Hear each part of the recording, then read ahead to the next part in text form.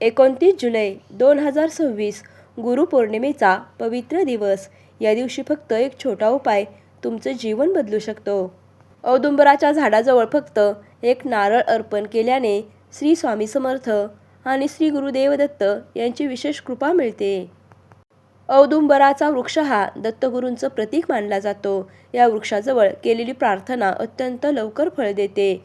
गुरुपौर्णिमेला या झाडाजवळ जाऊन श्रद्धेने नारळ अर्पण करा. गुरुपौर्णिमेच्या दिवशी आपल्याला सकाळी लवकर उठून स्नान करून स्वच्छ होऊन आपल्याला औदुंबराच्या झाडाजवळ हा उपाय करायचा आहे. यासाठी आपल्याला एक नारळ घ्यायचा आहे. त्यानंतर आपल्याला अष्टगंध, धूप, दीप आणि फुले घ्यायची आहेत. सर्वप्रथम आपल्याला औदुंबराच्या झाडाला पाणी अर्पण करायचं आहे. त्यानंतर अष्टगंध लावून घ्यायचा आहे.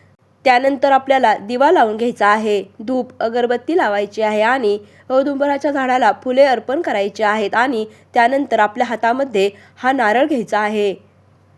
यानंतर आपल्याला श्री स्वामी समर्थ किंवा श्री गुरुदेव दत्त यांचा 11 वेळा, 21 वेळा किंवा 108 वेळा मंत्रजप करायचा आहे. त्यानंतर आपल्याला हा नारळ औदुंबराच्या झाडाखाली अर्पण करायचा आहे. नारळ अर्पण करून झाल्यानंतर हात जोडून आपल्याला श्री स्वामी समर्थ, श्री गुरुदेव दत्त, माझ्या जीवनातील सर्व अडचणी दूर करा आणि मनापासून प्रार्थना करा. हा उपाय आपल्याला पूर्ण श्रद्धा आणि विश्वासाने करायचा आहे. तरच आपल्याला त्याचे लवकर फळ मिळणार आहे.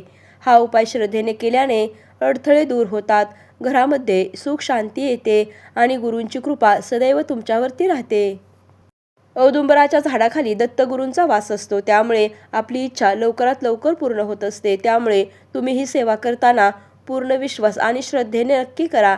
तुम्हाला लवकर त्याचे फळ मिळेल. तर मैत्रिणींनो, गुरुपौर्णिमेच्या दिवशी हा उपाय नक्की करा आणि श्री स्वामी समर्थ किंवा श्री गुरुदेव दत्त यांचा मंत्रजप करायला विसरू नका.